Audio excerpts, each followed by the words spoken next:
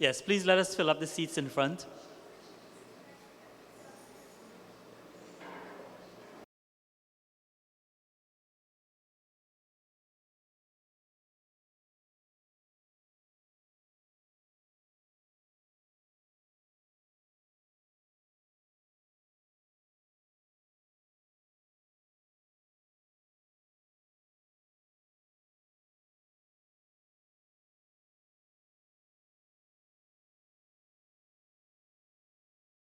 So, good afternoon, ladies and gentlemen, once more. I'm still seeing some persons sitting at the back, and I'd be very happy, if you don't mind, to come a bit more towards to the front. All right, so our esteemed Registrar, Dr. Nigel Gravesande, will be chairing this afternoon's session. Registrar, please put your hands together as he comes.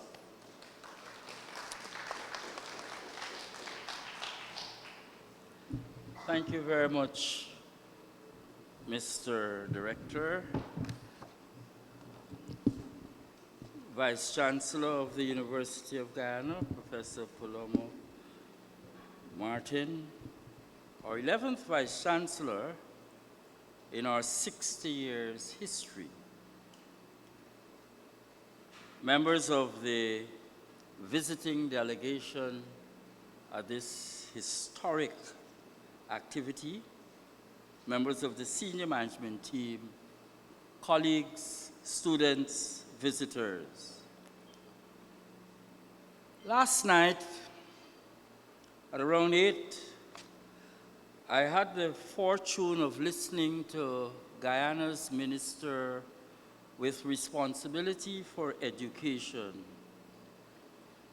announcing in Anna Regina the results and Guyana's performance at the CSEC and CAPE examinations.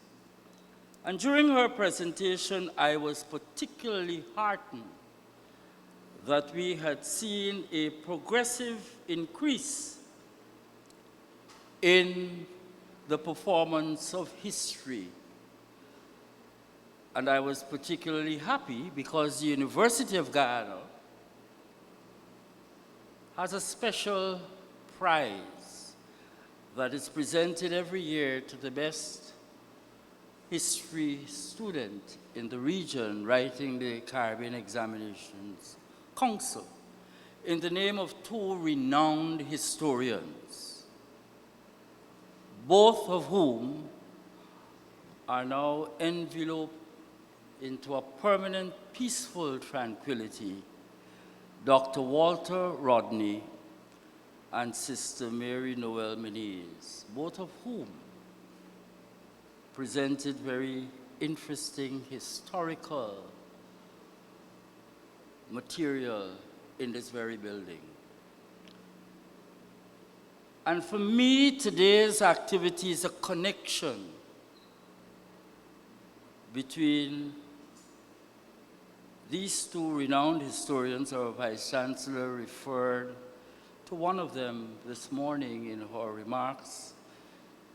It is seminal work, How Europe Underdeveloped Africa, that links in a real way how important this month of August is for us. But in Rodney's work, based on primary source materials that he got out of Africa, right here at the Caribbean Reference Library, the British Museum and the Public Record Office,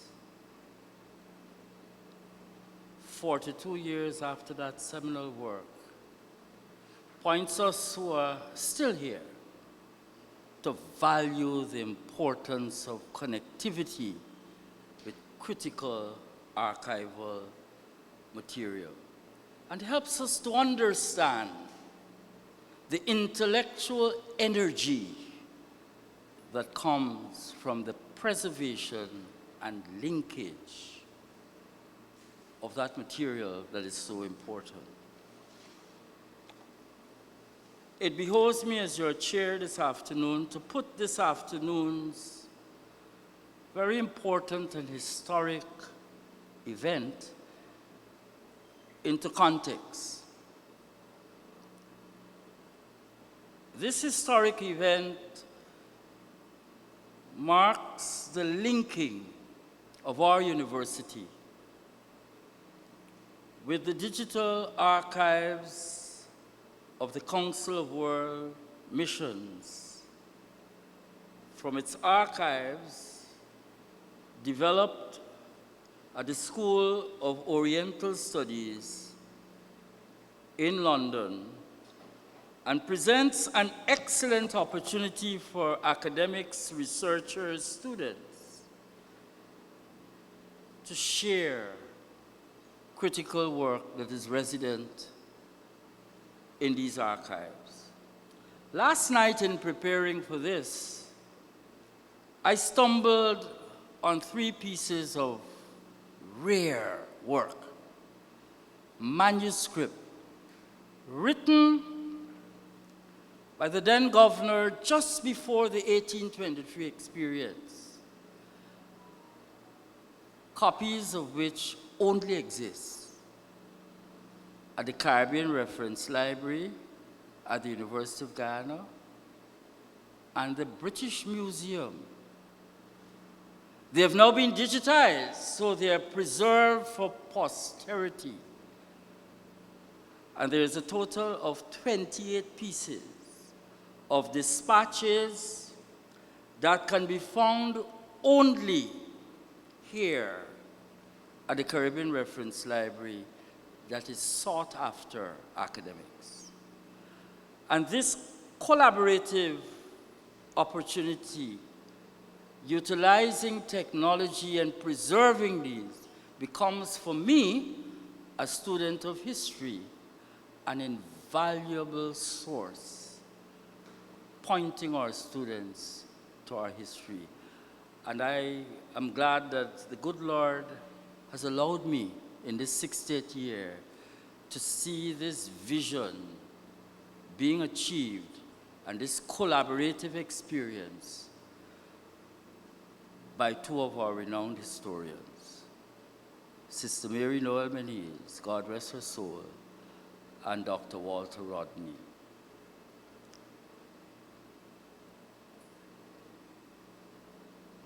I would like, with those brief introductory remarks, and I'll share some more interesting historical information as the program rolls on, that I think would be of interest to those who are listening, those who are here, and those who are joining us.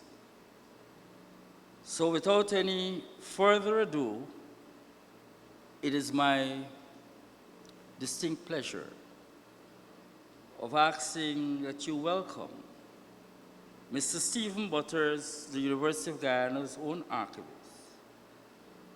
to do an introduction to the archive and the display of the digital archive that we will be historically putting as part of our archives. Please help me welcome him.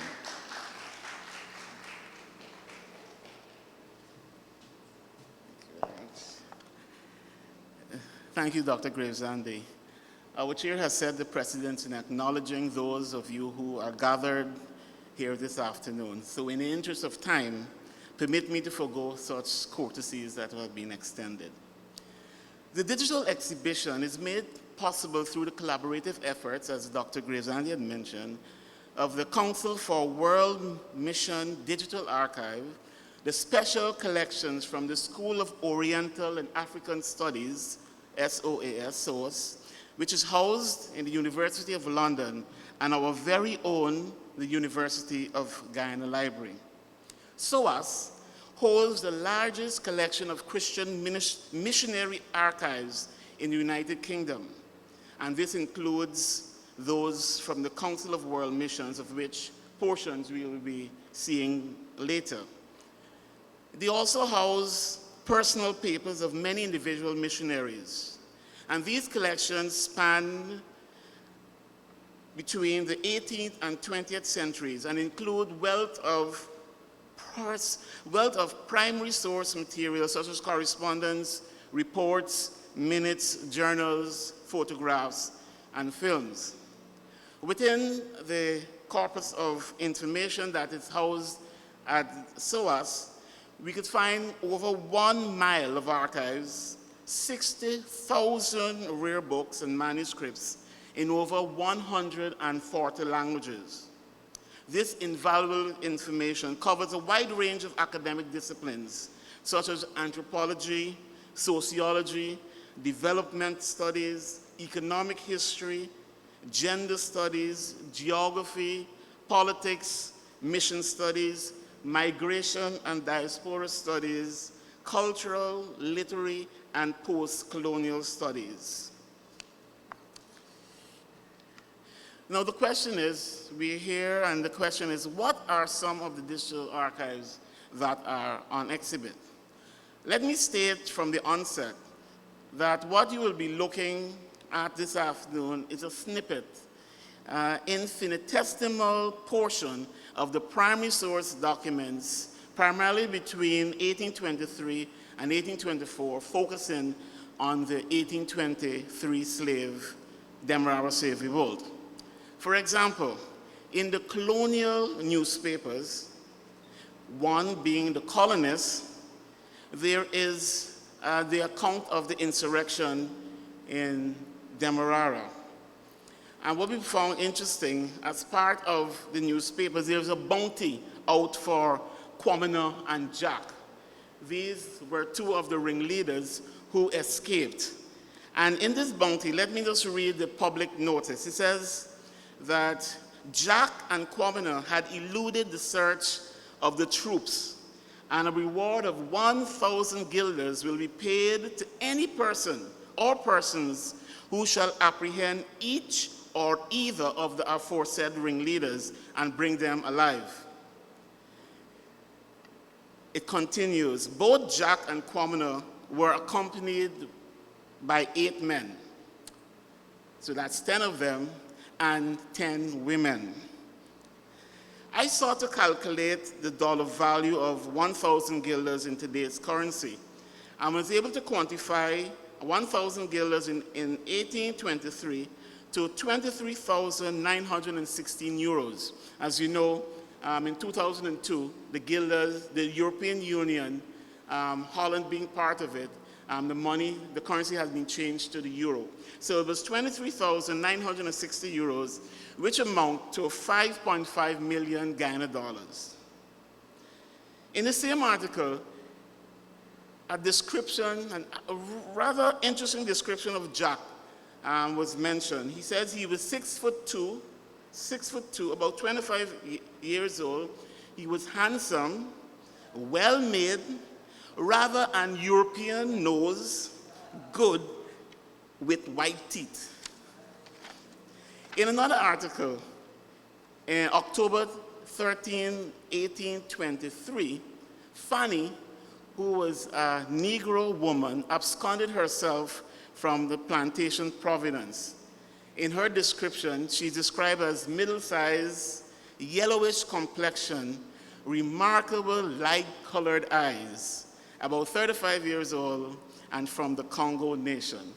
So these are some of the descriptions that you will find in the newspapers as we would look at the archives. So they're not only information regarding the abscondment and regarding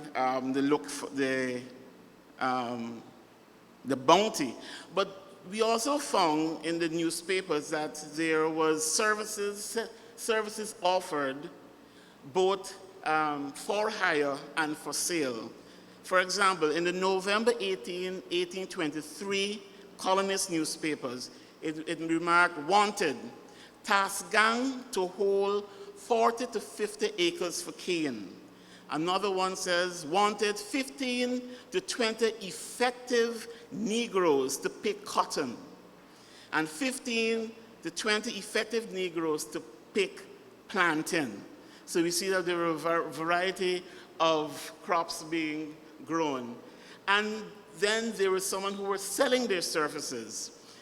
there was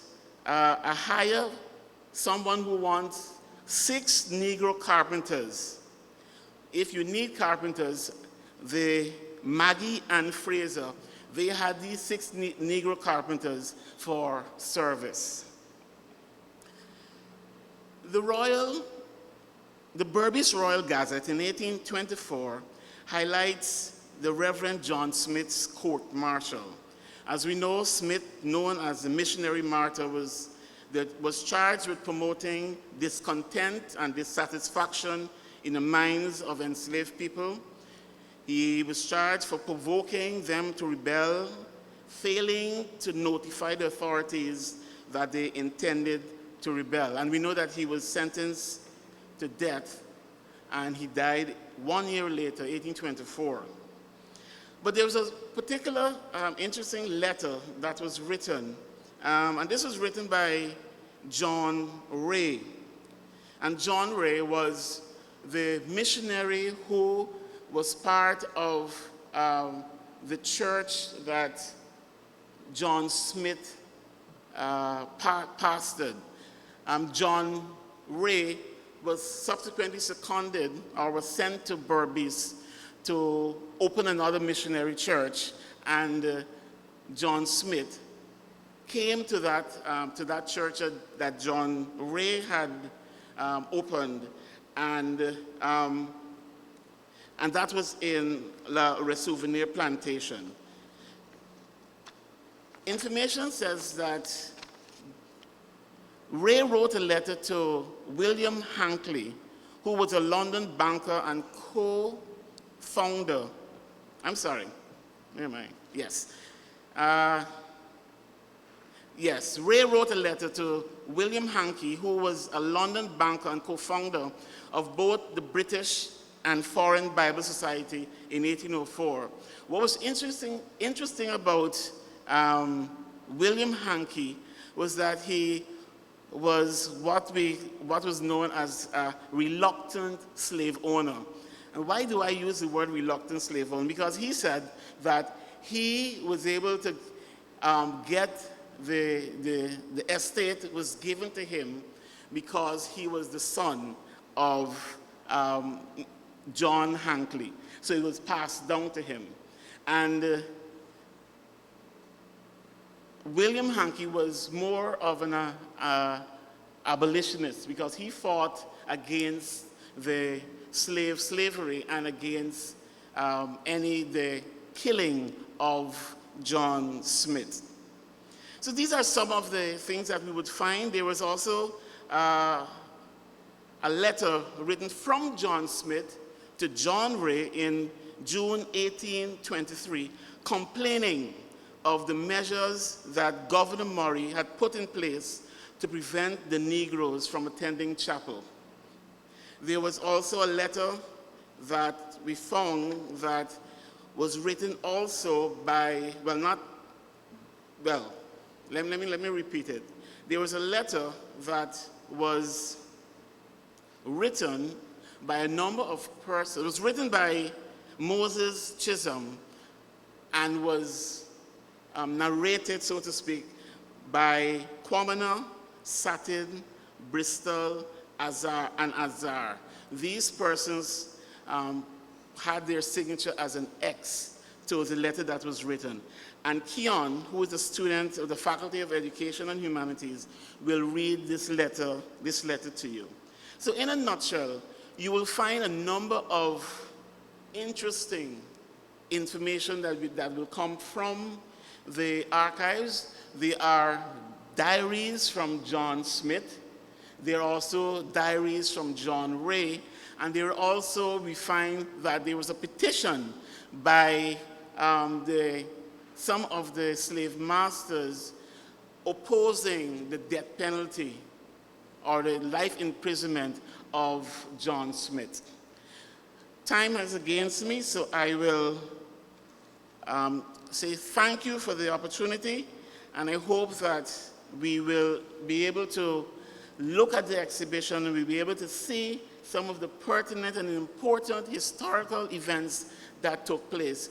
And with, as Dr. Gravesande mentioned, with history There's so much information that you could garner, so much information that we could learn from, and this will also help us to be better students of history. Thank you very much.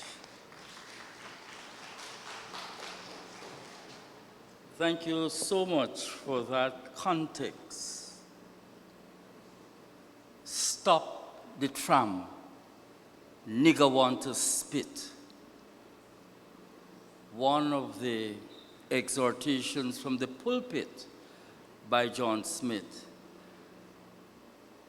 His sermons were written, most of them, and that one precipitated an important historical event that happened in Buxton on the East Coast, where progressive women stood on the train line and stopped the tram, as it was referred then, the train, to complain to the governor then, and the train stopped.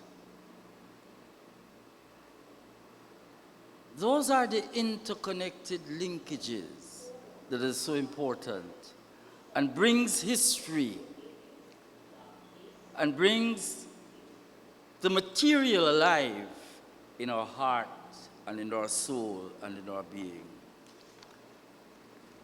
We are happy for this collaboration.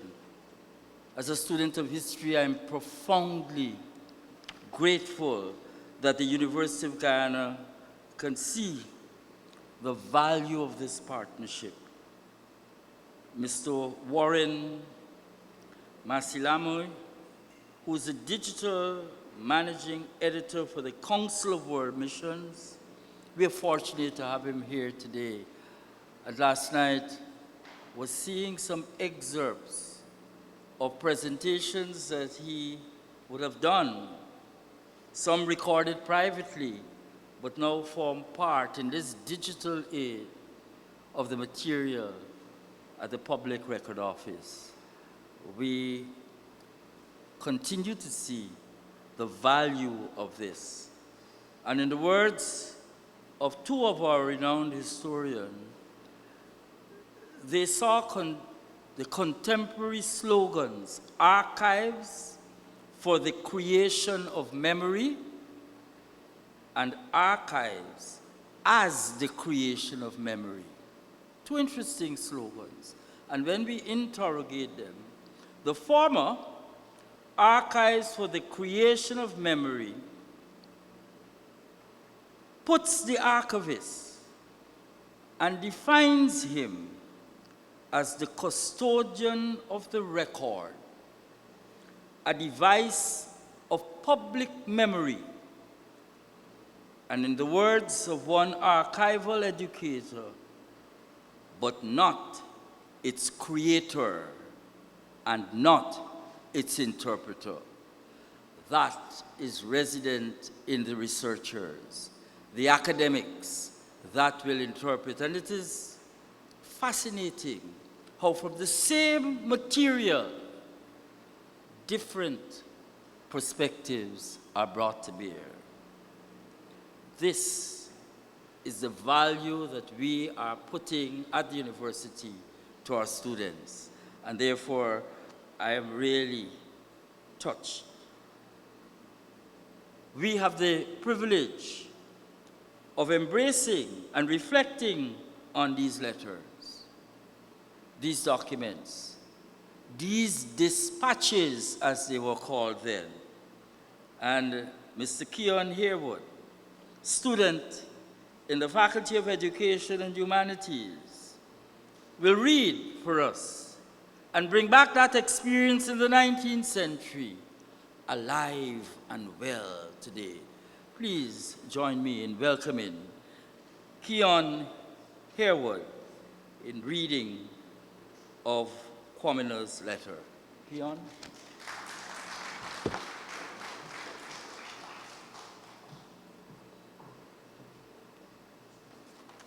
Good afternoon, everyone. I must say before I begin to read an excerpt of this letter, because we recently discovered that this is not the entire letter that was written, but an excerpt of it. I must say that it continues for me my journey of processing who I am and where I am in this time and in this space, in this country and in the world. I trust that I do Quamina and those who would have crafted this honor and justice. Dear Master, hoping these few lines may find you and your family in good health. We bless God for his goodness in enabling to send out a minister to us. We find that you have endeavored to oblige us, and he just suit our subject. If he was given a native of the country, he could not explain his word better to us. The first day he preached to us, the congregation was able to repeat almost half of the sermon. We spoke so plain, he spoke so plain, and now he fall upon a plan every Sabbath morning before service. Those that can read, go, teaching the congregation. And we find that improve a great deal because we have no time in the weekdays night to attain the teachings of the catechisms. Our masters and managers says that they have no objections of our attending the teachings of the catechism, but we find they try every means to stop it in working us so late through all our distress. We try to oblige them as far as we can.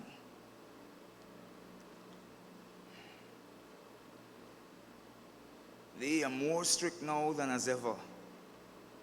They was because they are watching us as a cat would for a mouse. Blessed be to God that there is not an estate as far as can attend, but what have one or two persons that can teach the rest, but they are obliged to go through a great deal of difficulty. We bless and praise God for his goodness in adding a certain member in our society lately, and we hope the brothers and sisters that are with you will not cease in praying for us. And praying for us, for we are continually praying for the spread of the gospel, and we hope in short time God will enable you to send out some more ministers to us. How joyful are we to hear how gladly the people in Africa receiving the gospel. We are now striving to build up another house of worship. And all the people that attend our meeting give as much as they can to assist in building it. And we have lately lost one of our brother, which is a very great loss to the chapel, for he was the singer. He was the singer. And so we know and recognize that this is just the beginning of this letter, and there is so much more to come. Before I leave, I must add that I fellowship and worship at what I believe is this church that they are referring to, which is Bethel Congregational Church, that is located currently in Bedford-Wachting on the east coast of Demerara. The first building or the first church that they would have built at Plantation Letter Souvenir was taken apart, and there were two structures that were used to raise two other churches. Bethel, part of the building went to where Bethel is located on BV, and the other part went to Plaisance, where we now have Zoar Congregational Church. And in that church where I fellowship, there is a pole that bars the rostrum that dates back to slavery. And so it is a great privilege and a great honor to have read this letter crafted by our fathers and mothers who would have suffered and endured and fought for freedom for themselves and for this great nation that we serve. Thank you.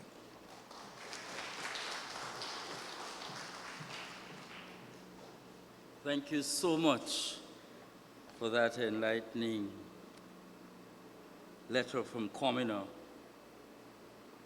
And it was at the Zoar Congregational Church in Plaisance that John, in one of his theses, objected to the left side of the sanctuary having one part of the Bible that perpetuated the system of slavery. Servants, be obedient to your masters.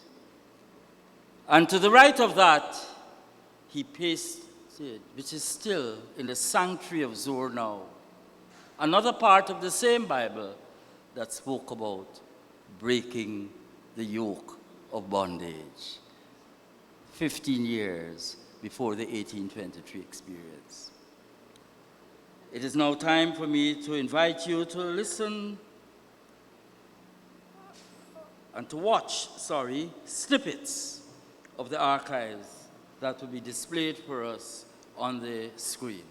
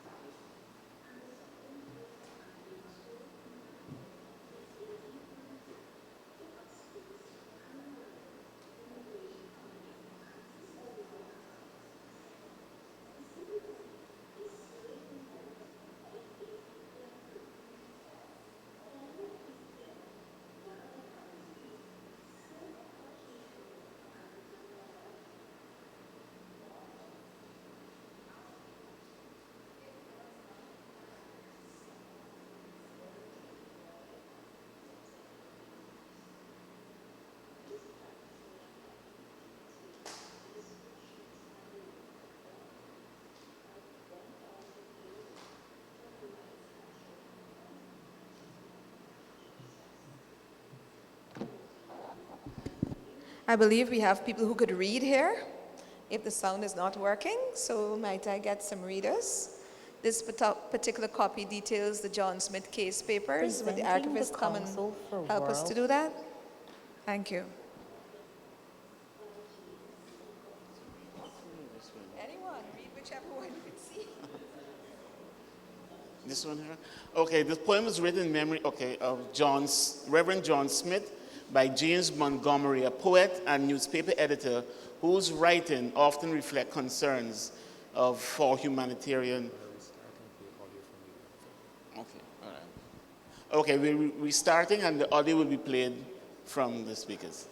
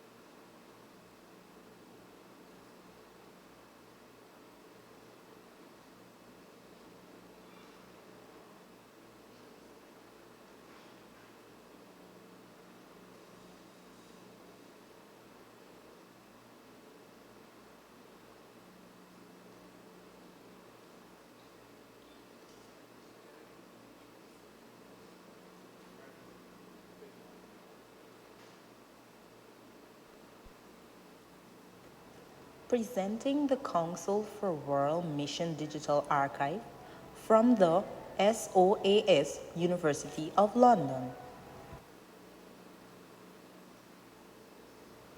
You can access the archive from https://digital.soas.ac.uk.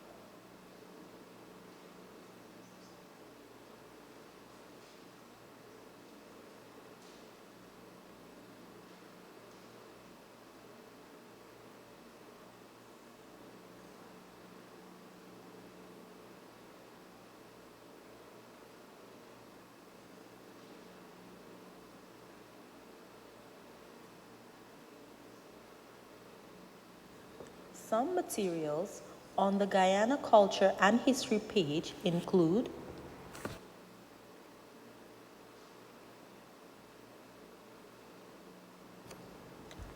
letter from Quamina, Satin, Bristol, Azar, and Moses Chisholm, slaves from Plantation Success, Demowara. Letter from the Negroes at Demowara. This letter bears the marks of Quamina, Satin, Bristol, Azar, and the signature of Moses Chisholm, who appears to have written the letter on their behalf, offering thanks for the provision of a minister and the teaching of the Catholicism. The response of the plantation owners and managers. Efforts to build an additional house of worship, loss of the singer at a church, and unease at the news of Mr. Ray's situation.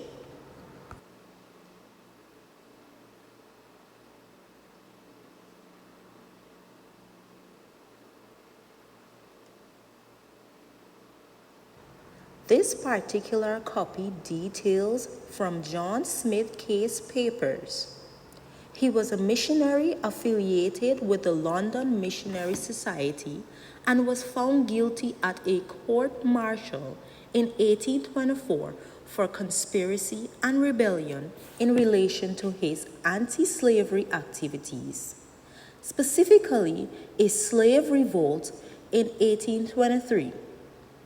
Following his death, while imprisoned, Smith became known as the Demawara Martyr.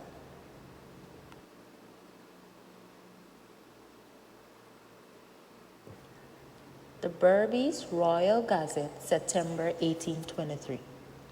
This particular copy details the descriptions and reward offered of 1,000 guilders for the live capture of Quamina and Jack of Plantation Success, who were viewed as the ringleaders in the 1823 rebellion.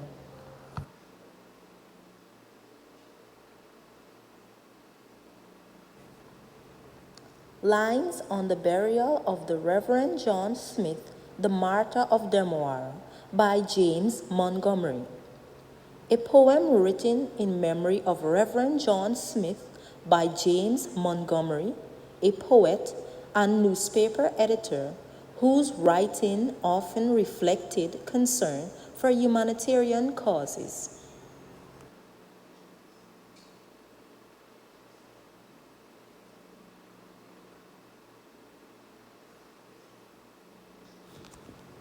The Colonist, December 1823. This particular copy details newspaper advertisements selling clothing as well as other goods and services.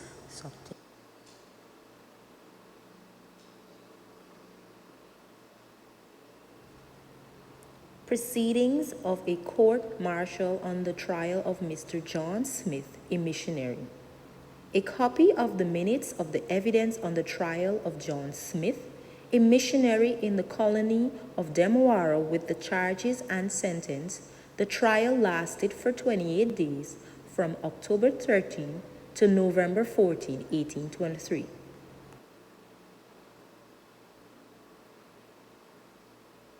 Letter from John Ray to William Aliers, Hankey Esquire.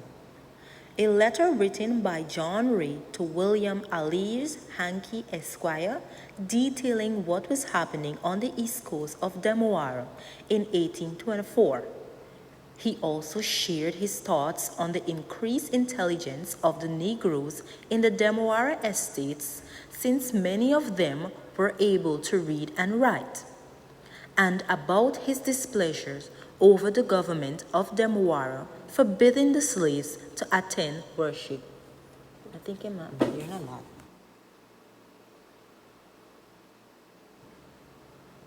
Journal of John Smith, Les Souvenirs Demawara, 1817 to 1823. A journal belonging to John Smith containing various occurrences at Les Souvenirs Demawara between March 1817 and August 1823.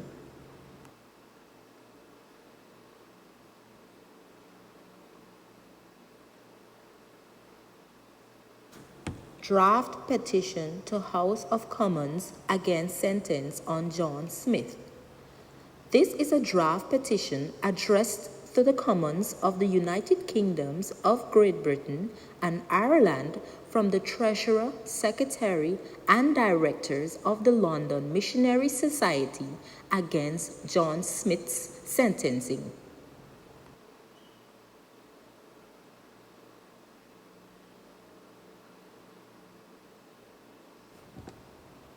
Letter from John Smith to John Ray, June 1823. This letter is addressed to John Ray from John Smith. In it, he speaks about the measures Governor Murray put in place to stop the Negroes from attending chapel and the masters sending overseers with the Negroes to ensure nothing improper was taught to them. Secretary's notes of board meeting regarding John Smith and the uprising, December 1823. This document relates the minutes of a meeting attended by Mr. Pillet, Mr. Davies, and Mr. Hankey. In the meeting, they discussed the uprising, John Smith's role, and shared some of the punishment meted to slaves, which included 33 being condemned to death, with several of them having their bodies being displayed along the roadside and the parade ground.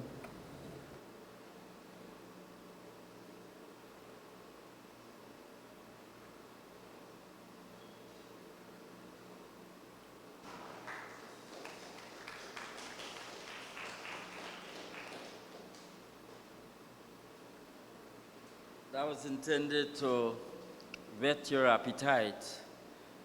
And one of the messages that John actually helped the Negroes at that time was in music.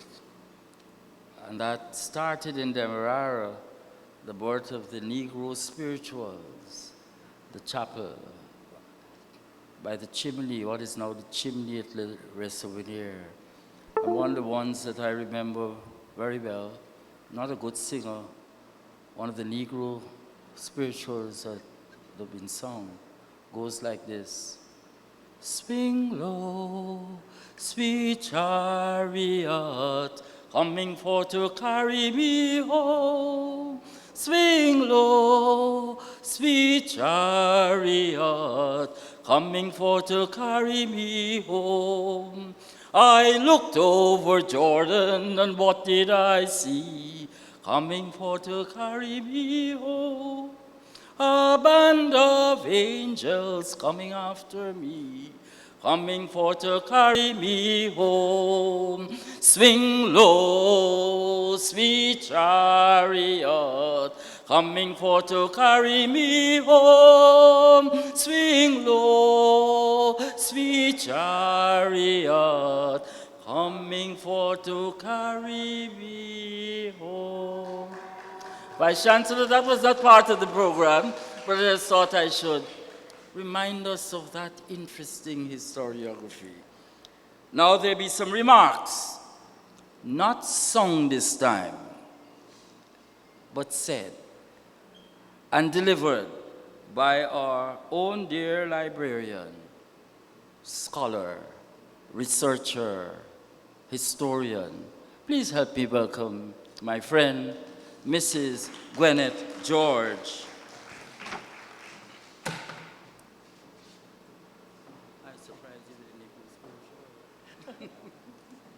I hope we're not going to sing Kumbaya, my Lord. Kumbaya. So we have dispatched with all of the protocols, and I'm sorry that the technology can really be a blessing and a curse. It failed us a bit this afternoon, and that is because we were not able to synchronize and test it. But nevertheless, I think you got the message. From what we were trying to do, we were trying, as the registrar said, to whet your appetite to go through that collection. I also want to thank Keon for reading that letter. We had a time transcribing it, so I had two persons look at it, and where one missed the words, the other person was able to fill that in. But the interesting thing about it is that when you listen to Keon, he paused at the right time, but that letter was written without punctuation. It went on and on and on and on. But you got the gist of what they were trying to say, and the way it was read to us should whet our appetite to read those letters, which are interesting because in some of those letters, the slaves speak about the conditions, and they speak about their Sabbath and tending to their provision grounds and not being allowed to go to church. And certainly, that should provide fresh information for us in history. So I want to speak briefly.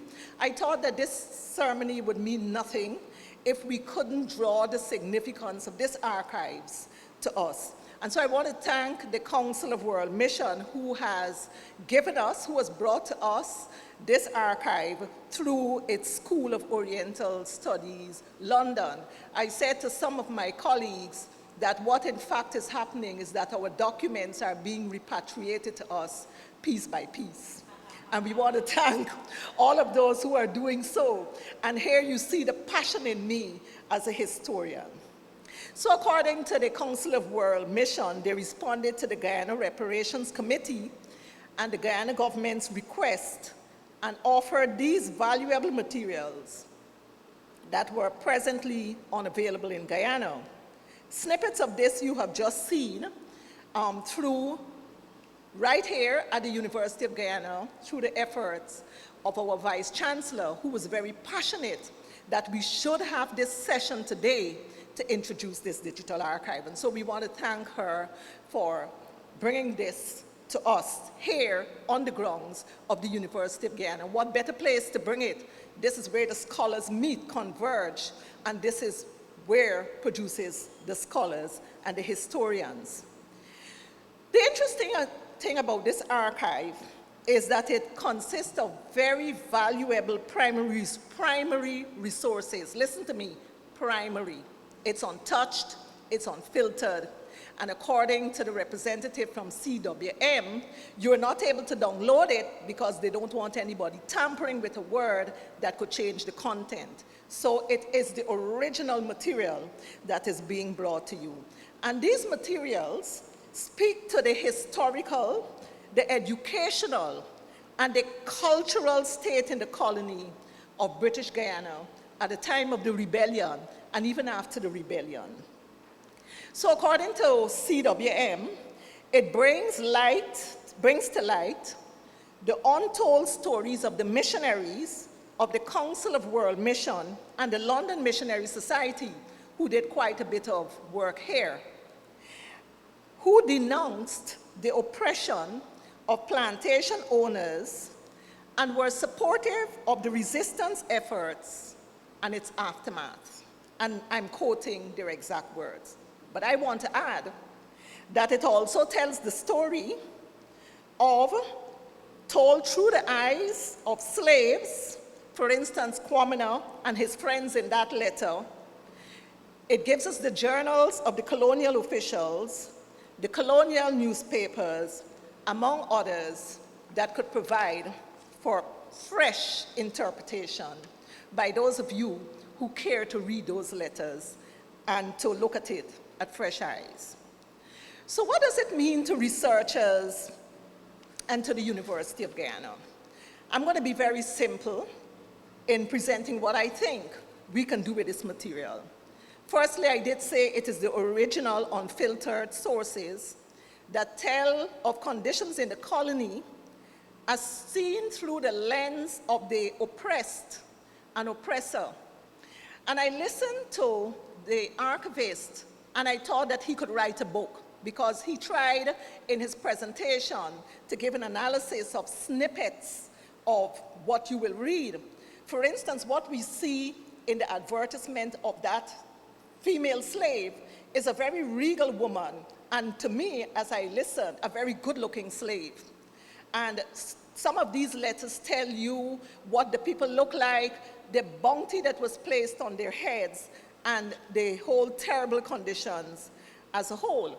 So consequently, it provides rich materials for contemporary historians to explore our history, and in some instances, rewrite some of that history. According to the Council of World Mission again, it will enable local and regional scholars to delve into the legacies, and that's what we're celebrating today, the legacies of slavery and its far-reaching impact. In so doing, we can preserve the legacies of our heroes who are sometimes unsung for future generations. Some of the materials also offer fresh insight into the role of the church that may perhaps help us to understand the role of religion and a better understanding of the reaction of the slaves. It is known that there is the perception that the slaves in Guyana were very docile and that religion made them even more docile. But maybe we can look at it in a fresh eyes to see what the teachings of those missionaries would have done to the souls of those slaves. For instance, it taught them that all men are born equal, and it is that philosophy that will eventually crush slavery and its system. So it might be a good experiment to introduce some of these materials into our schools and open them to a fresh interpretation by those young minds. UG, we had a previous conversation last week, Friday, and the question was asked about what are we going to do to reinvigorate history. These letters are, some of them flow so smoothly, and they give you such a vivid picture of what was happening. It might be good for young minds to look at it and to reinterpret some of those letters. And I do believe that before I die, we may have some other secondary publications coming out from those materials. And so it will be interesting to have some of our children transcribe those letters as Keon and myself and Dr. Adams and another staff member try to transcribe the one by Quamina and his friends to present it here this afternoon. So I now want to turn your attention to the exhibition on my right, which is mounted for this occasion by the Caribbean Research Library, University of Guyana. Much of that collection consists of what we call secondary resources written by scholars who have sifted and assessed the available primary resources to give us a picture of conditions before and after the 23 rebellion in British Guyana, and even after 1838, when emancipation was finally enacted in the colonies. If you look clearly on the board, it also contains some information from one of the primary sources that we have in the CRL, the long collection, that has quite a rich collection of cultural, historical, and other information that is used quite often by scholars. And so in closing, I want to invite the persons here and the persons who might be listening to us online, and those who are students of history. My friend the registrar tells me that he's not a historian, he's a student of history. I think you need to understand the subtle difference.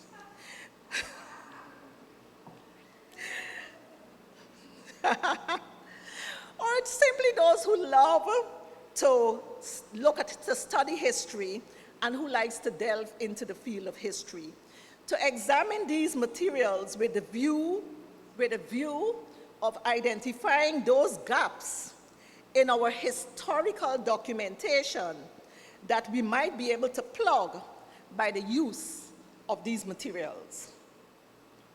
The University of Guyana, again with the assistance of our Vice Chancellor and some of our friends in the diaspora, are currently embarking on digitizing some of these materials to provide them for future generations.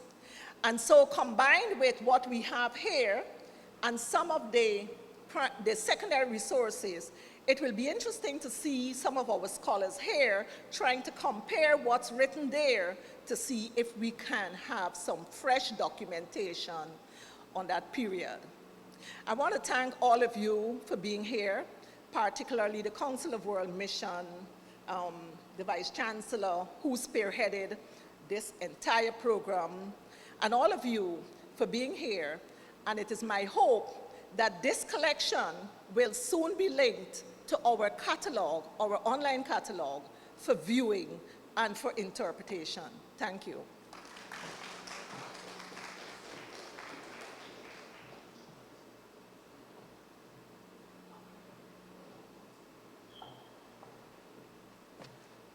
All right, so on your program, I should have taken you on a tour of the exhibition, but I don't think I need to do that. I invite you to look at the exhibition. Unfortunately, there are no snacks. But I think we're all full. So please kindly view the exhibition. Thank you.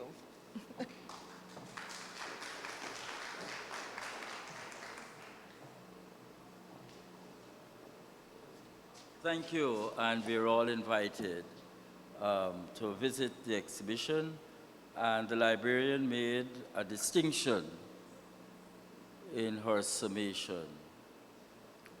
Largely secondary source materials informed by the primary documents, and the analysis is captured. So I invite you, librarian, if you can lead us to visit this. And I have to end with contemporary analogy again in song. As the planters and emancipation came, a number of East Indians and Negroes tended to gravitate towards the Catholic Church that was becoming popular. And the Catholic Church, the language was universal, it was Latin. And these blacks, former slaves, and East Indians, former indentured servants, used to go to these Catholic churches. Popular one was the Church of the Sacred Heart in Main Street. And those black former slaves and East Indians couldn't understand why they were flocking. And said, do you understand the Latin that the priest sings and backs you? And they said, no, but we sing it. And one of the Negro spirituals, still from the Congregational Church, said, let me translate. This is what the priest sings to you. My brothers and sisters in Jesus Christ, I'd like you to know that this church was built by the D'Souza's, the De Freitas and the diocese. Therefore it is a Portuguese church. All the black people and East Indians sitting inside, find your tail outside and return at collection time. And the Indians and blacks will respond to that and say, yes, Father, that is true. You may now visit the exhibition led by the librarian. I thank you very much.